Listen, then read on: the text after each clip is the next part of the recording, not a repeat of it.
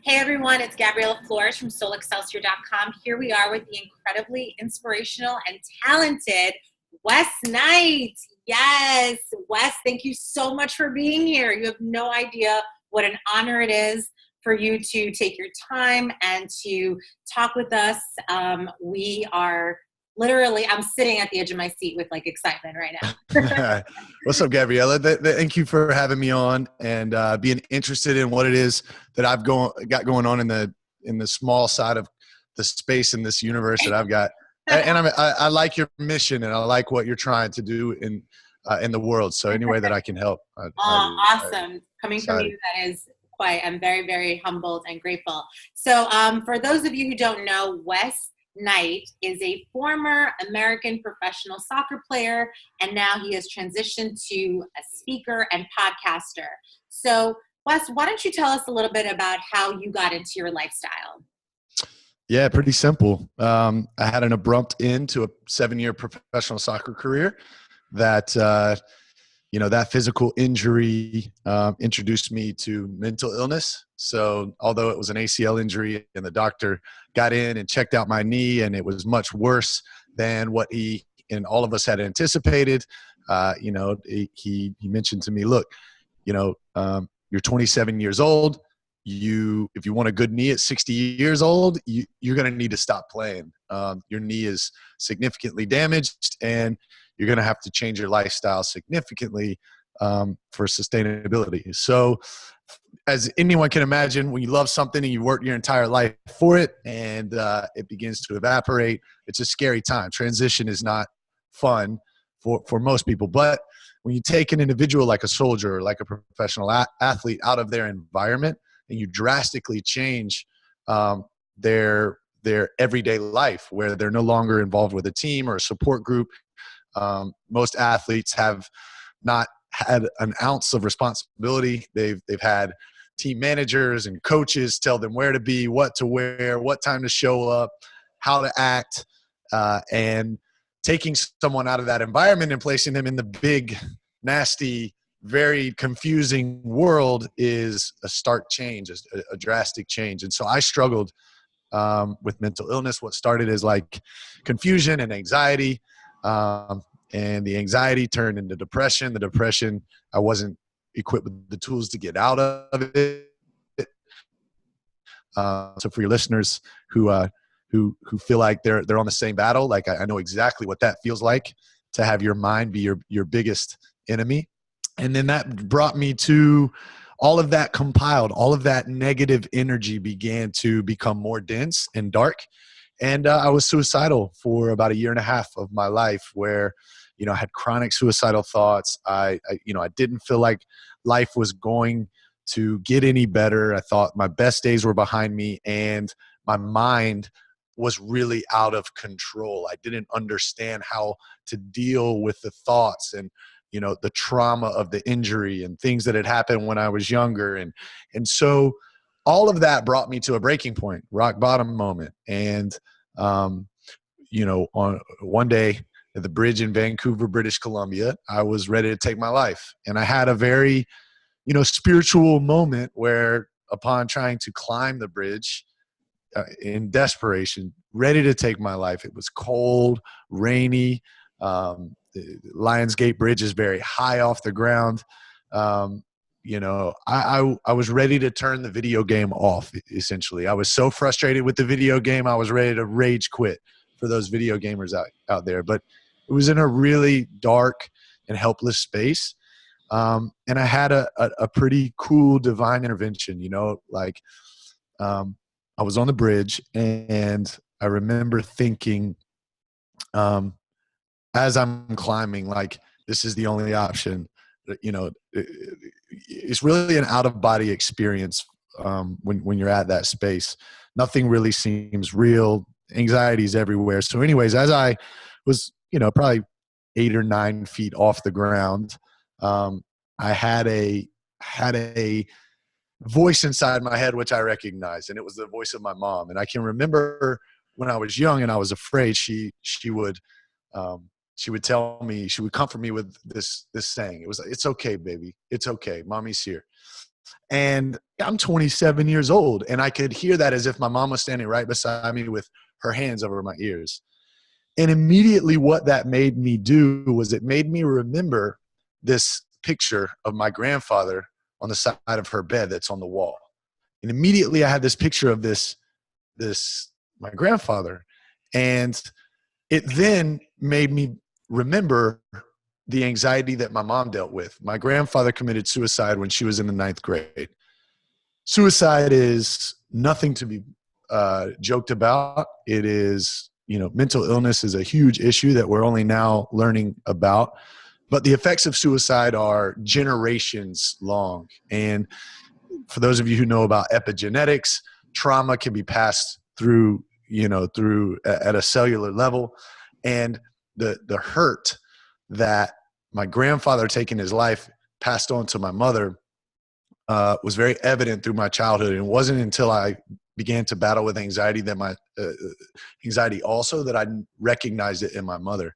And so in that time, being a mama's boy, it sent me from hearing my mom's voice to seeing my grandfather's picture to then immediately knowing I can't do this to my mom again and bringing me down off the bridge. And I could have jumped the opposite way back to my feet on the ground because it woke me up to the fact of how serious the decision that I was going to make was and how it was going to affect the people that I loved, not just myself. And you forget that when you're so deep in darkness, you forget that you're not alone. You forget that it's not just you battling. And if you make really stark decisions, that it's not just you it's going to affect. And so I came out of that moment, and that was the beginning really of the stark decision to fight, to really fight, to learn what anxiety was, learn practices to go against it, and was the beginning of what my life is today.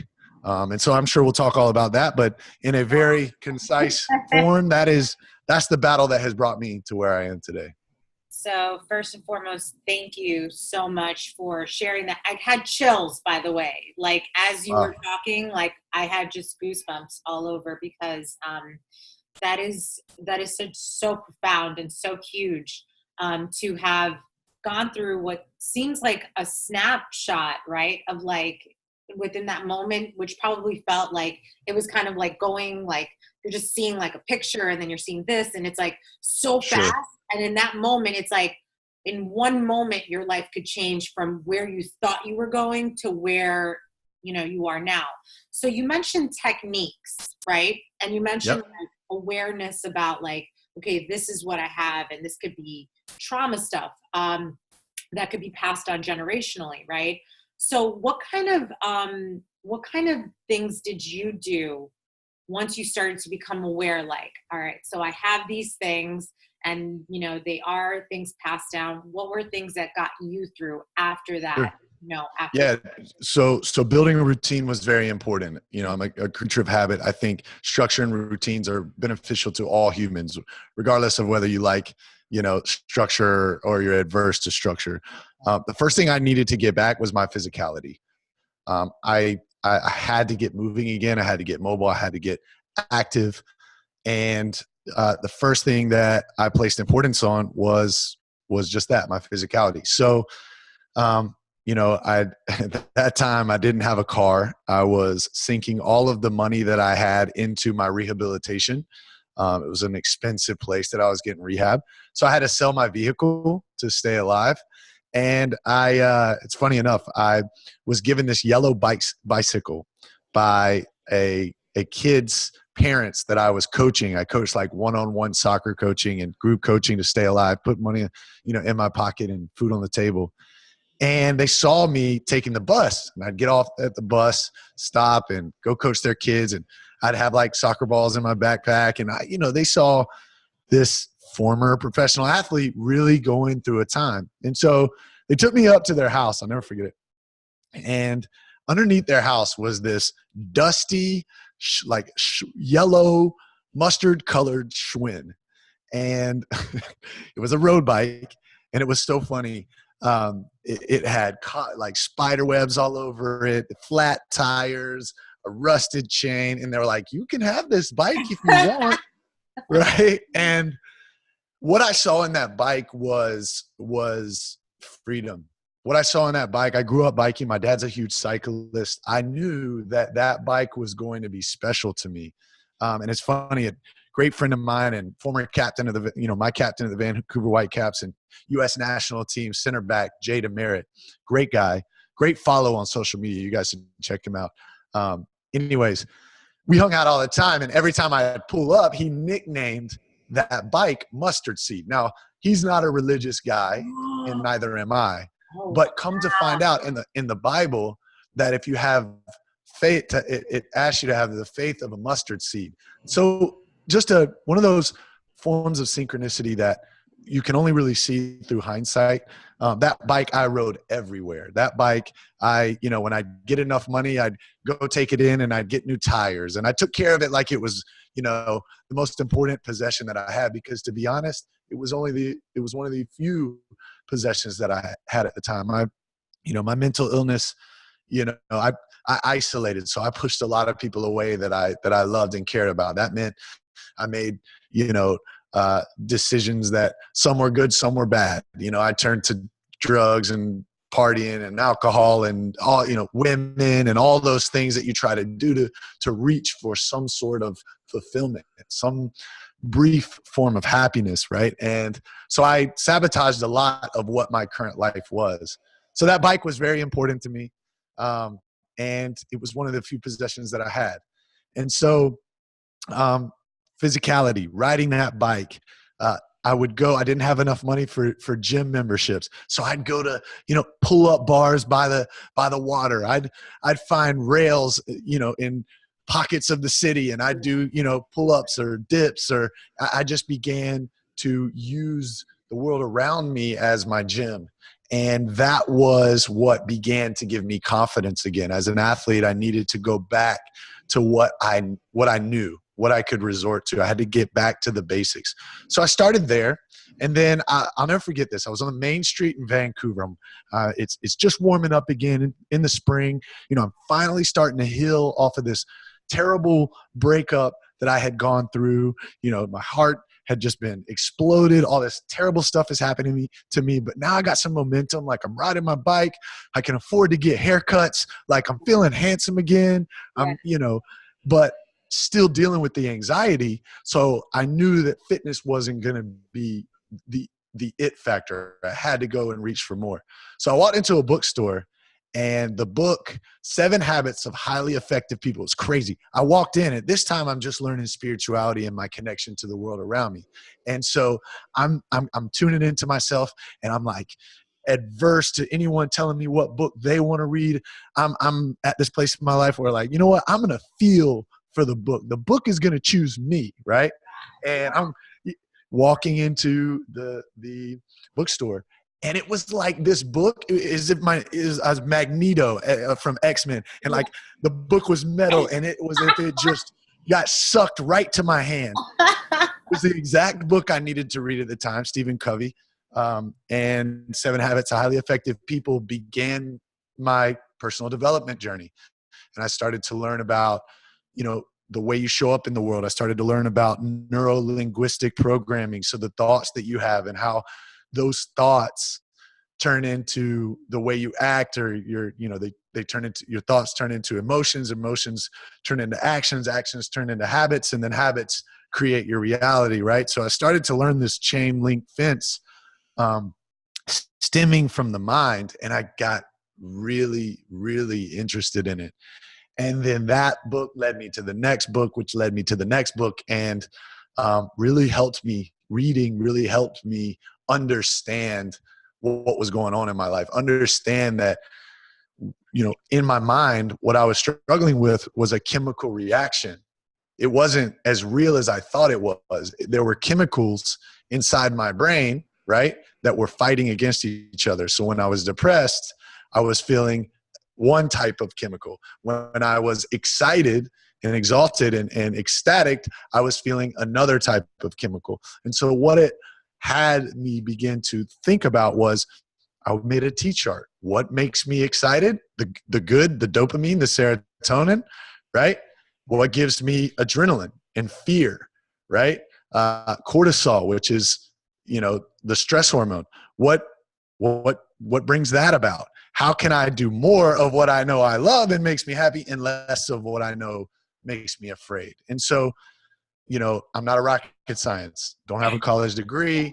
I just had to get back to the basics and simply create what is good for me, what is not good for me, and lean more into what's good and more away from what's not. And then the momentum began. Yeah. That's awesome. I've never heard someone break it down on such a very simple thing where it's like, it's such a complex, right? Like our brain and like our physiological responses to our fears and our subconscious programming and all these Yep. other things that make us human and layers on layers of like all this confusion. But you just Right. broke it down and made it just so simple, like Tchart, like Yeah. what is What's that? good, what's bad. That's Right. awesome. That But is it's not that easy. And it didn't no. happen. Like, let's be real. Like this Yeah. shit didn't happen overnight. This was, here is a, let me write down exactly what I call it gremlins, or like exactly what this voice in my head has on loop. Let me write that down. Let me look at it.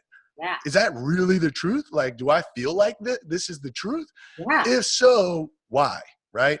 If not, what can I replace with? Like, how can I change that pattern, that thought, and replace it with something else? And a great book for your listeners right now to really help you with that. Bart Baguette read a great book. It's called The Magic Question. If you're an Audible person, it's like a 2-hour listen. If you're a handheld read, it's one sitting. It's like a bite-sized book, but he helps you reframe some of the things that you say to yourself in such a way that with NLP, neuro-linguistic programming, it helps you change how you activate your subconscious mind. So let me give you an example. This book was crazy effective for me. The Magic Question made me do this. Talk about a Tchart. One of the things I used to think about is, why am I broke? Okay. Why am I broke? Great question.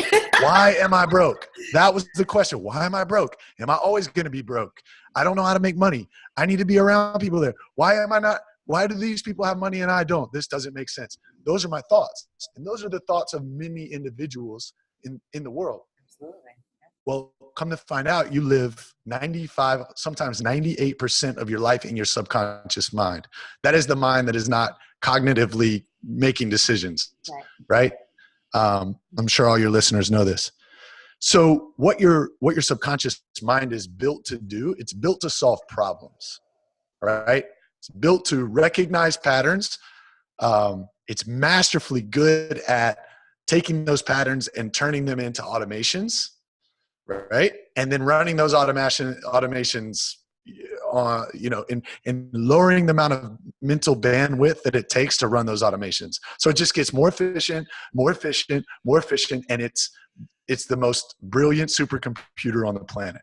So what the Magic Question taught me to do was completely shift the way I asked this exact same question. So it's called a directive question. Instead of me saying, why am I broke? I could say, how can I make $5,000 in the next 3 months? How can I make $5,000 in the next 3 months? What that does through repetition is it allows you, the individual, to tap into your subconscious mind, the part of your brain that wants to solve the problem, and it allows it to go and solve the problem. So, now in speaking and in building, online programs for people in my social community, I've got a very strong group, very tight knit group of, personal developers that are in my community, and I'm constantly tapped and engaged into what they need, figuring out what. So we're about to run a 35-day challenge where we're going to go for 35 straight days, and we're going to look at our habits. We're going to look at our fears. We're going to look at the looping thoughts that are going on in our minds. We're going to write that shit down. We're going to, defy the lie is what we call it. Once we recognize what the lies are, then we're going to break through that shit, right? And then through the breakthrough, we're going to create routines that are positive for each of us, and we're going to turn those routines into habits, right? And we're going to do that for 35 days. Now, along the way, we're going to have to teach these individuals how to restructure their mind in that way. And so one of the ways, and I'll show you. Yeah.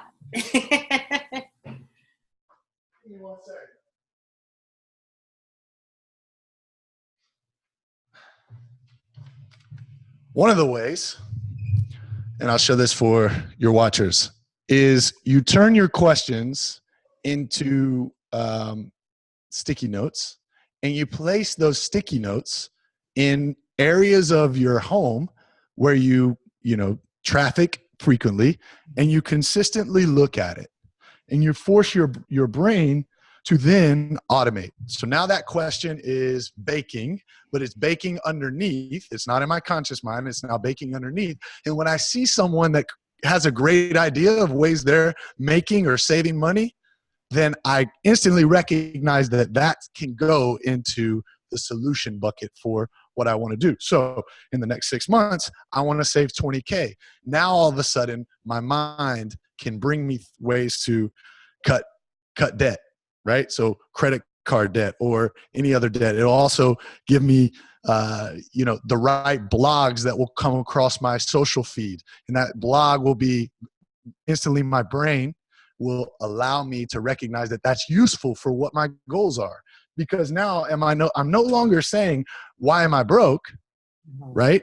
When I'm younger, right? Now I'm saying, how can I save? Much more positive, much more affirmational, right? Much more useful. So to your listeners, if you do enjoy reading books or listening to audibles, the magic question is one of the it will be a book that I will tell people about to the end of time. It's just wildly powerful. I'm definitely buying it.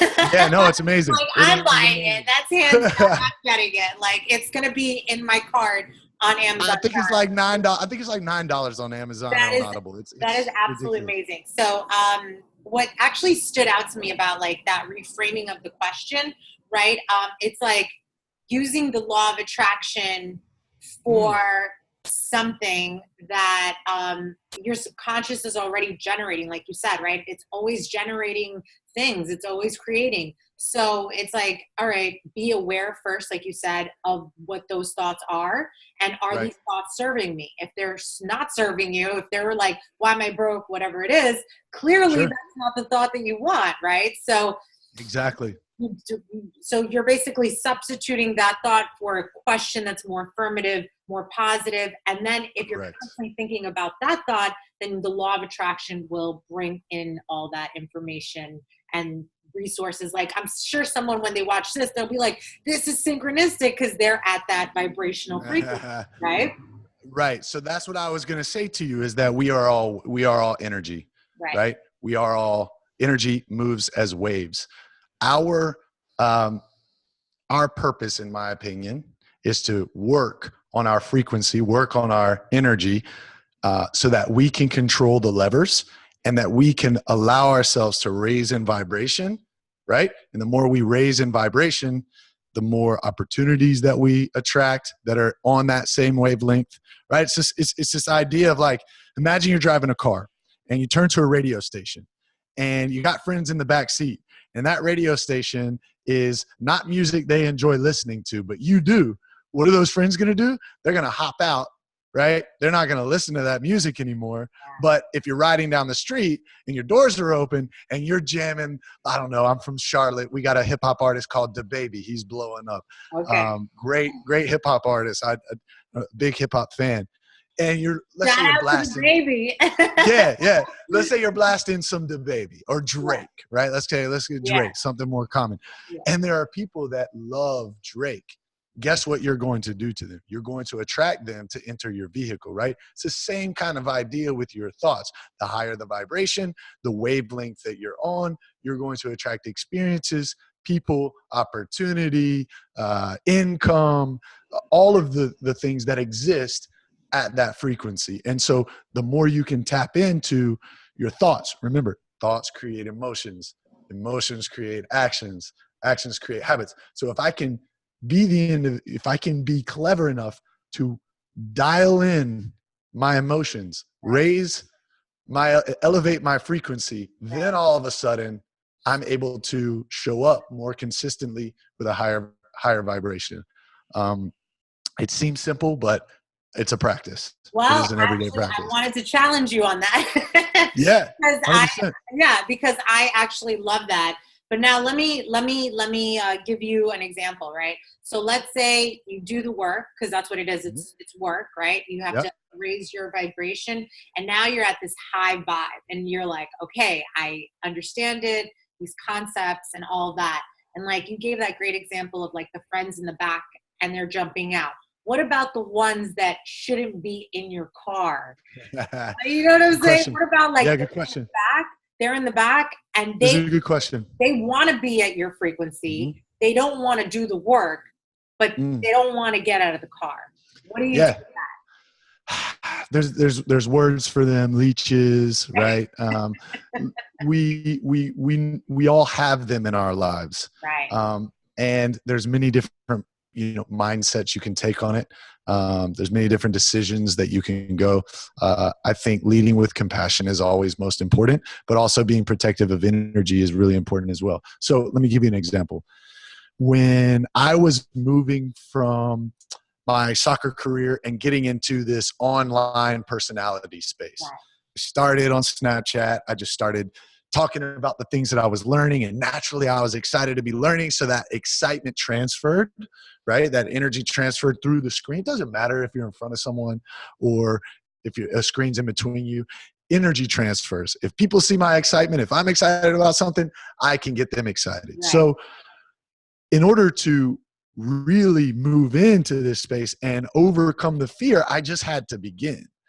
And I was a brash, confident, like overconfident guy at 28 years old. I was doing all this personal development stuff, and I was feeling strong about my ability to speak. When I just knew that when I spoke, people listened. I just had to be confident in what I was speaking about. I didn't want to be the guy, the false prophet. Right. So I I was too, this is before Instagram stories. Like Yeah. Instagram is in its, formative years, 2015, I believe. And you can't really do video as quickly as you can now using stories. But on Snapchat at that time, you could. So I didn't have the size following on Snapchat as I did on Instagram for my professional playing career. So everyone here on Instagram knew me as an athlete, but Yeah. everyone on Snapchat, I could use that as like a test market to go where there are very small amounts of people and perform, right? It's like me on the soccer field. The people over here in Instagram, they saw me perform on the soccer field, right? I wasn't a soccer player all the time, right? Like I didn't show up into restaurants and kick the ball in the restaurant, right? When I stepped on the field, I Right. performed. And then when I stepped away, I was a different version of myself, right? Yep. Same kind of aspect on Snapchat. I got on, it was a very small swell of people. I'd say probably 500 people, close friends, people that knew me. And I started with just like, oh, I read this on this page, check this quote out, and I just started showing people what I was doing. Yeah. And next thing I know, I start getting all this feedback from people like, whoa, dude, you're really inspiring. What book is that? Like, man, what are you reading? Whatever you're doing, I want more of that. Like, are you high? Yeah. People were just like, who is this guy, right? I was high on growth. I was high on excitement. I was high on learning, right? So anyways, it's really funny because then I got enough confidence to start to transfer that to Instagram. And I can remember as clear as day, most of my homies, my boys from my soccer career, who they saw me get, real rowdy before a game, but Yeah. I'm also very docile after games and Right. real relaxed. They saw me being hype about personal development and they started to clown me. So my closest friends from my playing career began to be the ones that were my biggest naysayers at first. And they would all text me and banter me and throw things out. And it got to a point where it started to interfere with my confidence of the way I showed up when I delivered a performance online. And I was like, man, if I allow these guys this proximity, right? If I still allow them this this open area inside this new space that I want to go, they're going to kill my dream. They're going to kill it. I'm going to allow them to, because I care about what they think. They're my friends. They're my homies. So what I had to do was I had to instantly cut. And it didn't have to be a lifetime cut. It just had to be a close communication cut. I had to create a boundary. And that wall I had to be committed to. Because if I let someone around the wall, if they find any entry point, then they're going to break through. They're going to get to me.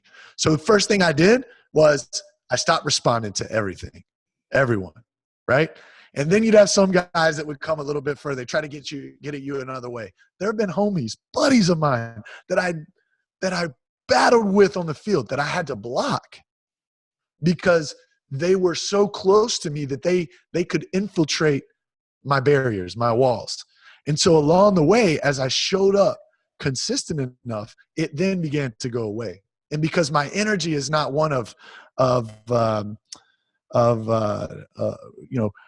it's not an entertainment where it's like an opportunity for negativity.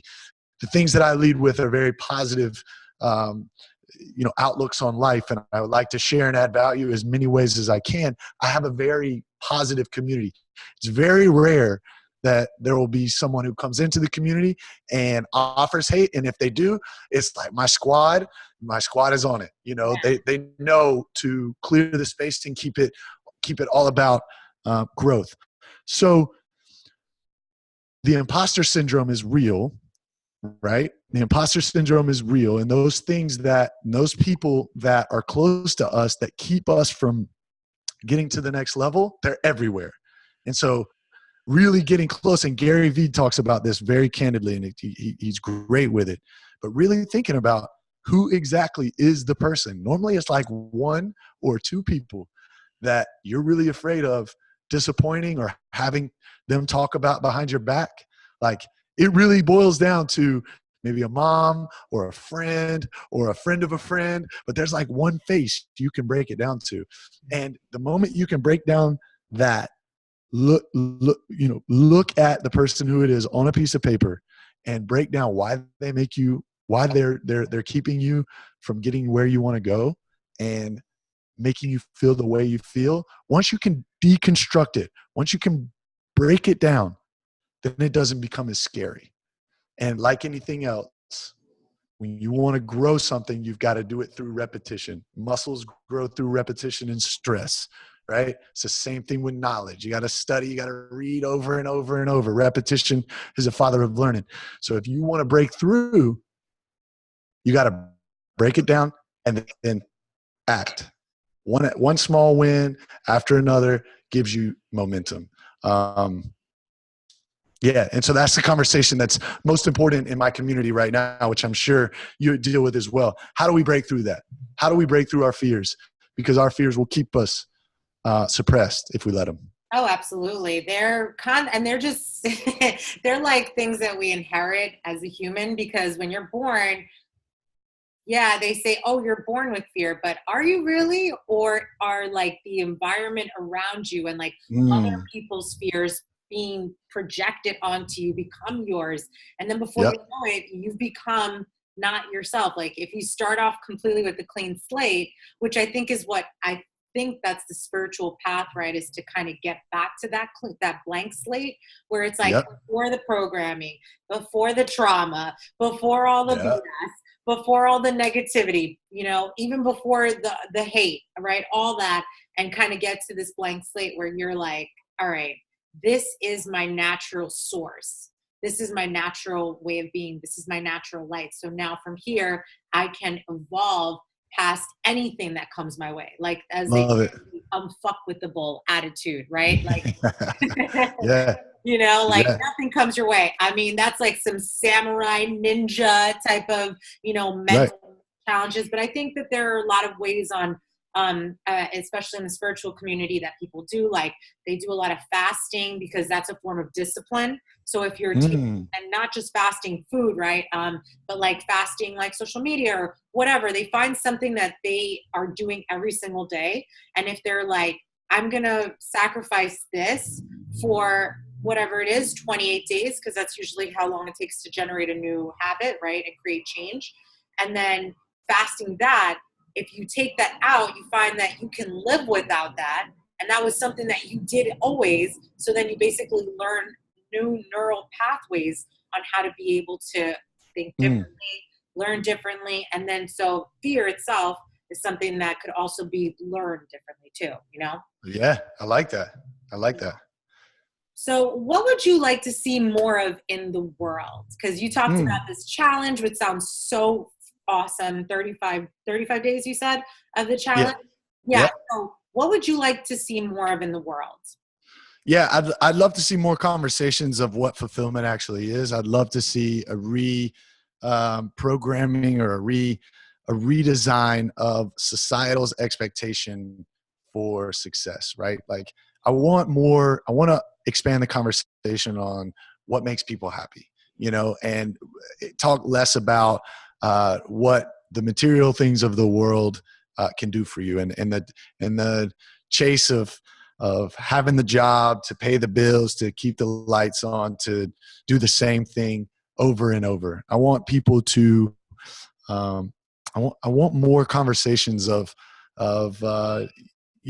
value of the people looking inside themselves, understanding who they are, and then really living an authentic life behind that. If you don't want the Tesla and you're okay with your Kia, keep your Kia, right? If you don't want the job in the cubicle that pays you $80,000 a year and you can live off, writing a blog and, teaching small courses and living off $25,000, $30,000 a year, and you're happy doing that, excellent. If you want to go for $100 million and the moonshot, and you want a lifestyle built around that, and you want to move incredible barriers like Elon Musk, I want you to go for that in between. But I also want individuals to be really okay with taking the time to figure out what it is that they like, what it is that they want to do, and go and do it. I think too many people keep their bucket list to the end of their life. Too many people are afraid to do or try or learn new skills, new habits, spend their time putting themselves outside of their comfort zone. I just love to, in the small circle of the world that I'm around, I want to be around more people that are just trying new things, learning new skills, going and, spending time to go hike alone or with a group, and diving into their spirituality and learning more about themselves. That's the change I'd like to see in the world. That's amazing. It kind of reminds me of that Steve Jobs quote where he said, like, I think it was called The Six Best Doctors of the World. And it was his final essay. And he was just like, I'm a billionaire at 52. I think that was his age. And he was talking about how he had everything, but the one thing that he couldn't pay for was his health, right? Like, this Yeah. get him back to being healthy. And he was like, you could literally pay someone to drive the beautiful car that you wanted. You could pay this, you could pay that. He's like, but really the things that make you happy, you disregard because you're so focused on all these other things. And he said, like, the six best doctors were like the sun and like, laughter and, and things that we really just forget about. But I feel like that's what you're saying about this. What you want to see more of is more of like the resurrection of your inner child, because I feel like we kill the inner child as we go along. We like have a dream and we go about it. And then all of a sudden it just happens where it's like, you just become this very serious person and everything gets to you. And you're like, I don't know how I'm going to make it in this crazy world and all this stuff. And then your inner child's like, you're not supposed to get it. Did you think you got it when we were kids? And it's like, oh, yeah, that's right. We didn't get it. So what did we do? We had less then and we were happier then. So it's like, it's making that inner child stay alive and managing. And I think being better parents to our inner child. Wow. I like it. I like it. So where do you see yourself going on in the future? That's awesome. Let's see. Next year we've got 2 different remote retreats that we'll be going on. So this challenge will sort of bring the huddle or the tribe a little bit closer. And then in March, we'll be We'll be running a remote retreat, which will be excellent to sort of get out of Charlotte and any of the individuals out of their location and kind of bring the group together. So there'll be 2 of those, one in March, another one in November. So that's kind of 2020. Along the way, I'll be running small challenges and creating products along the way for people to engage with in the community. So that's kind of 2020 with the podcast and so on.